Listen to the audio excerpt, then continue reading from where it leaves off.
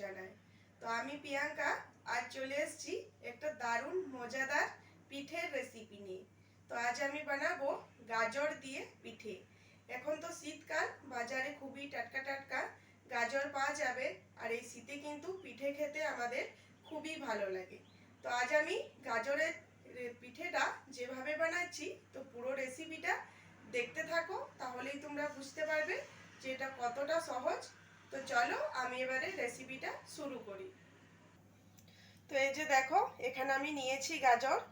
তো গাজরটা দেখতে পাচ্ছ কতটা লাল। এই শীতকালের সময় কিন্তু এই গাজরটা পাওয়া যায়।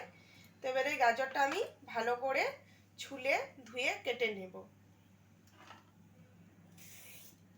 তো এইভাবে একটা ছুলা নিয়ে ছুলে নিতে হবে।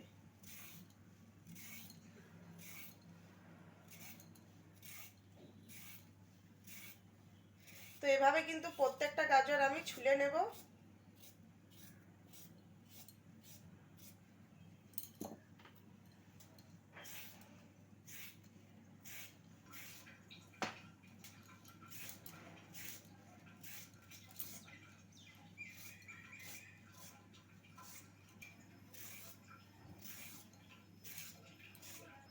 তো এই যে দেখো, এখানে গাজরগুলো আমি ছুলে নিয়েছি। এবারে এগুলো কেটে নেব। তো এইভাবে একটু ছোট ছোট পিস করে নেব।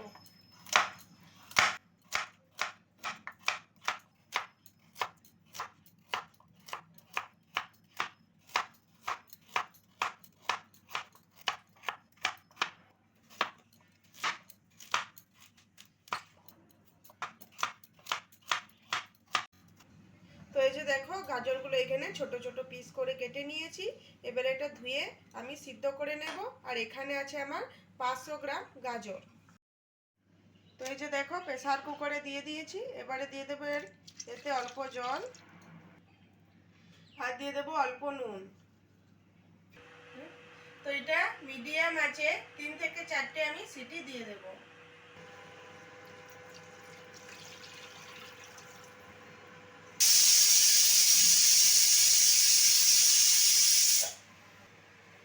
তো এটা কিন্তু সিটি পড়ে গেছে, 4টে সিটি আমি দিয়ে দিয়েছি। এবার এটা নামিয়ে নেব। তো এটা নামিয়ে ঠান্ডা করে নেব ভালো করে। এবারে এখানে আমি একটা পুর বানাবো, তার জন্য এই যে কড়াইয়ে নিয়ে নিয়েছি দুধ। এখানে আমি নিয়েছি কিন্তু 1 লিটার। তো এই দুধটা আমি খুব ভালো করে জাল দিয়ে ফুটিয়ে একদম কিন্তু এটা আমি দুধটাকে মেরে নেব। তো এই যে দেখো, এখানে কিন্তু দুধটা গরম হয়ে গেছে। তো এই গরম দুধ এই বাটিটাতে আমি 2 ডাবু তুলে নেব। আর একটু নিয়ে নিই।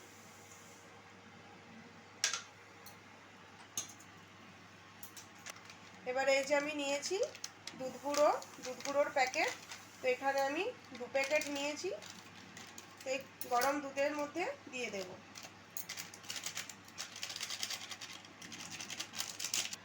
তো দুধটা এখানে কিন্তু বেশি গরম করা চলবে না, হালকা গরম অবস্থায় গুঁড়ো দুধটা গুলে নিতে হবে। তো এবারে এটা চামচের সাহায্যে ভালো করে গুলে নেব।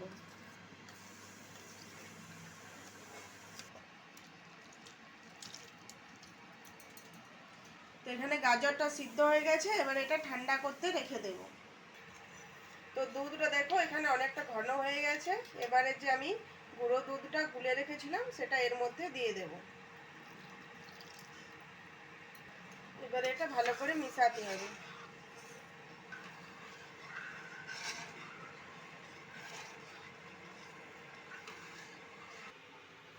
তো এই যে দেখো, একটা মিক্সির জার নিয়েছি। এবারে এই যে সিদ্ধ করে রাখা গাজরটা মিক্সির জারে দিয়ে দেব।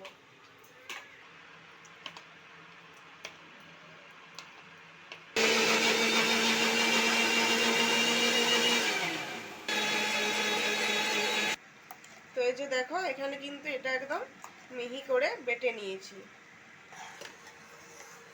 তো এখানে দেখো দুধটা কিন্তু অনেকটা ফুটে ফুটে কমে গেছে।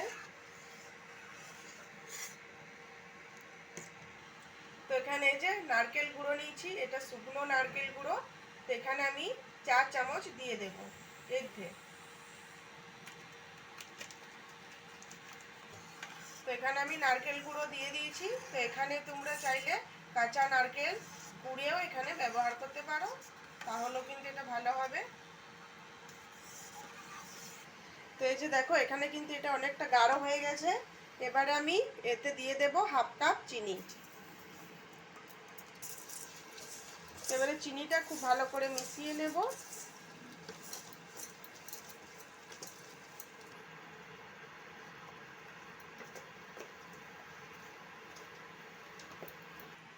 তো এটা আমার হয়ে গেছে। এবার এই যে এটা নামিয়ে নেব।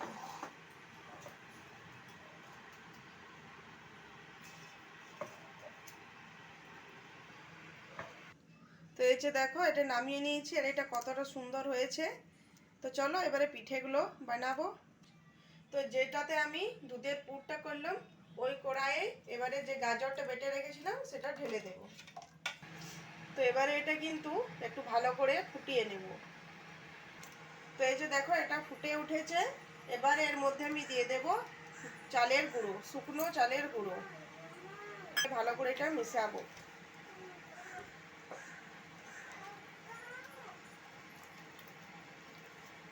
তো এখানে দিয়ে দেব স্বাদ অনুযায়ী নুন।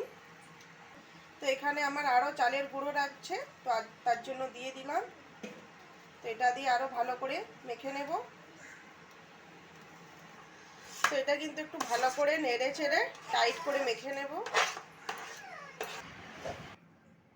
তো এবারে এটা নামিয়ে নেব। তো থালাতে অল্প ঘি লাগিয়ে দিয়েছি। এবারে এটা এখানে এভাবে নামিয়ে নেব।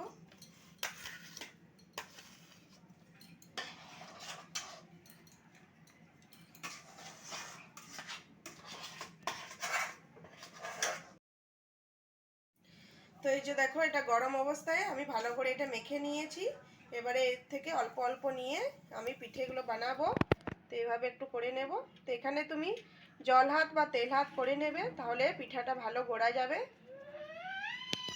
এভাবে একটু বাটির মতো করে নিয়েছি। এবারে এর মধ্যে দিয়ে দেব দুধের যে পুরটা বানিয়ে রেখেছি সেটা দিয়ে দেব। তো এবার এই যে পুরটা দিয়ে দিয়েছি। এবার এটা নিজেদের ইচ্ছা মতো ডিজাইন তোমরা করে নিতে পারো।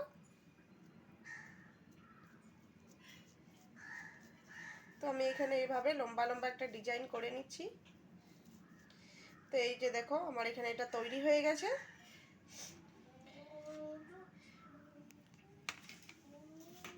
তো এই যে দেখো এখানে দুটো বানিয়েছি। তো এইভাবে কিন্তু আমি সবগুলো বানিয়ে নেব।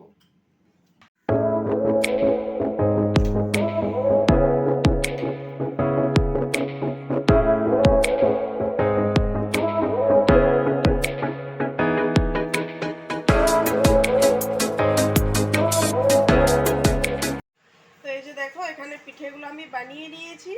তো এবারে ভাপ দেব, তার জন্য এই যে ছিদ্রযুক্ত প্লেট নিয়েছি। তো তলে কিন্তু জল আছে। এবারে একটা একটা পিঠে আমি এভাবে রেখে দেবো।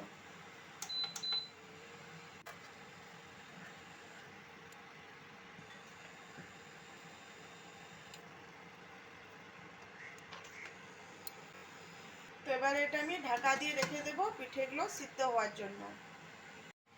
তো এই যে দেখো আমি এরকম একটা পাতলা নিয়েছি। তো এটা দিয়ে চেক করে নিচ্ছি। এই যে দেখো এটা কিন্তু একদম পরিষ্কার আসছে। তো পিঠেগুলো কিন্তু আমার হয়ে গেছে। এবারে এগুলো নামিয়ে নেব, গ্যাসটা বন্ধ করে দেব।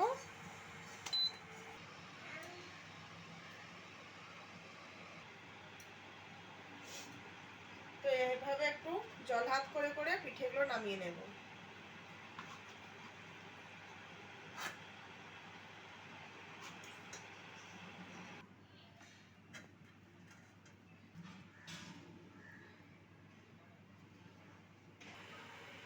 তো এই যে দেখো এখানে কিন্তু পিঠেগুলো আমার তৈরি হয়ে গেছে। তো এই পিঠেটা কিন্তু খেতে খুবই ভালো লাগে। তো আজকের এই গাজরের পিঠের রেসিপিটা তোমাদের কেমন লাগলো তো অবশ্যই আমার কমেন্ট করে জানাবে। আর যদি ভালো লেগে থাকে তো আমার চ্যানেলটা সাবস্ক্রাইব করে দিও। ভালো থেকো, সুস্থ থেকো। আরও আসছি এরকম নিত্য নতুন রেসিপি নিয়ে। ধন্যবাদ।